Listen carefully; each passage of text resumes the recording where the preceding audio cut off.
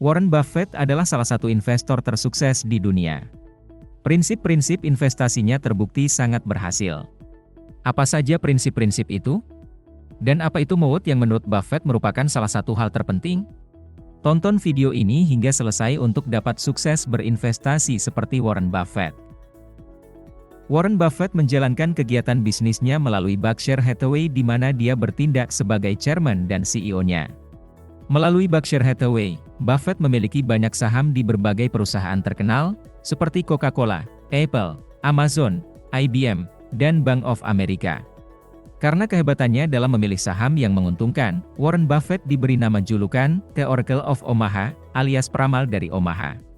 Total kekayaan Warren Buffett pada tahun 2021 mencapai lebih dari 1.500 triliun rupiah. Filosofi investasi Warren Buffett didasarkan pada beberapa prinsip yang penting. Prinsip pertama adalah belilah saham yang dijual dengan harga yang jauh di bawah nilai wajarnya. Nilai wajar ini disebut Buffett sebagai nilai intrinsik. Buffett menggunakan nilai intrinsik sebagai dasar untuk menentukan apakah suatu aset dihargai dengan wajar, terlalu mahal, atau malah terlalu murah. Nilai intrinsik merupakan nilai sebenarnya dari suatu saham, yaitu nilai yang didasarkan pada fundamental perusahaan seperti kinerja keuangan, aset, dan prospek bisnis jangka panjang. Warren Buffett menggambarkan pasar saham sebagai Mr. Market yang seringkali berfluktuasi dan tidak rasional. Dalam pandangan Buffett, investor seharusnya tidak terlalu terpengaruh oleh pergerakan harga pasar atau tawaran beli jual dari Mr. Market, melainkan lebih fokus pada nilai intrinsik suatu saham. Jika nilai intrinsik suatu saham lebih tinggi dari harga pasar, maka saham tersebut dianggap sebagai kesempatan investasi yang menarik. Sebaliknya, jika harga pasar saham jauh melebihi nilai intrinsiknya, maka investor seharusnya menghindari saham tersebut karena terlalu mahal. Dengan memahami nilai intrinsik, investor dapat membuat keputusan investasi yang bijak dan menghindari keputusan investasi yang impulsif atau spekulatif. Prinsip penting lainnya yang ditekankan oleh Buffett adalah mempertahankan saham untuk jangka waktu yang lama atau yang biasa dikenal dengan istilah buy and hold. Dia percaya bahwa memegang saham untuk jangka waktu yang lama memberikan hasil yang lebih baik daripada membeli dan menjual saham dalam waktu singkat. Hal ini juga mengurangi biaya transaksi dan membantu meminimalkan risiko. Ini hal yang tidak mudah karena artinya pada saat harga jatuh, Buffett tidak langsung menjual saham-sahamnya. Dia percaya bahwa suatu waktu harga saham itu akan kembali ke harga wajarnya, yaitu sesuai dengan nilai intrinsik saham tersebut. Prinsip ketiga adalah lakukan analisa atas laporan keuangan perusahaan secara mendetail. Warren Buffett menganggap sangat penting untuk selalu membaca laporan keuangan dan menganalisis kinerja perusahaan dengan cermat sebelum memutuskan untuk membeli saham sebuah perusahaan. Buffett menganalisa laporan laba rugi perusahaan untuk mendapatkan gambaran kinerja perusahaan.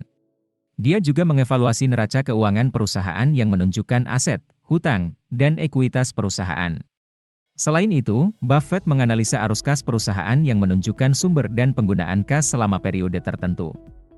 Sebagai tambahan, Buffett memperhatikan P/E ratio atau rasio harga terhadap laba, price to earnings ratio, dan rasio hutang terhadap ekuitas, debt to equity ratio.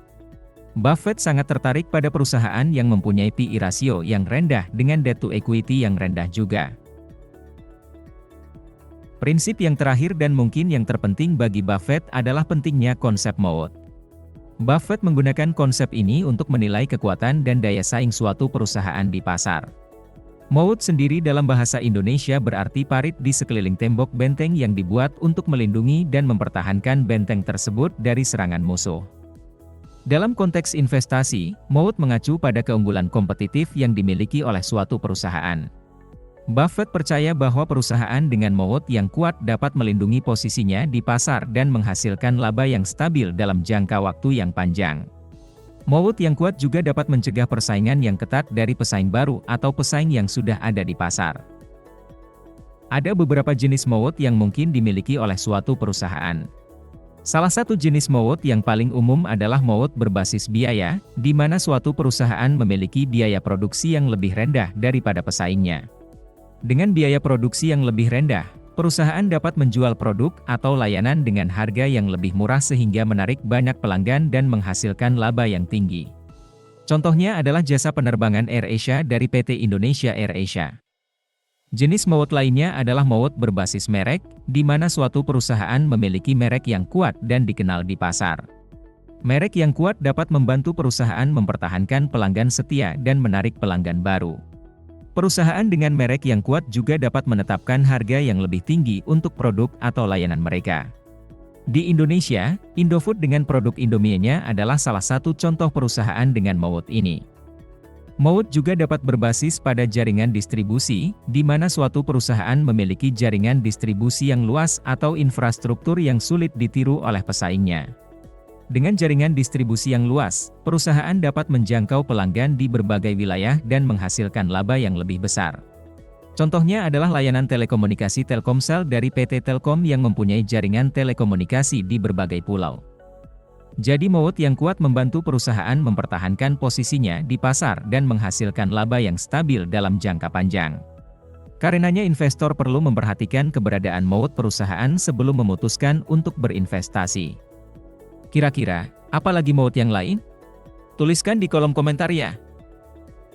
Berbagai prinsip investasi yang telah disampaikan tadi telah diaplikasikan oleh Buffett dengan sangat berhasil.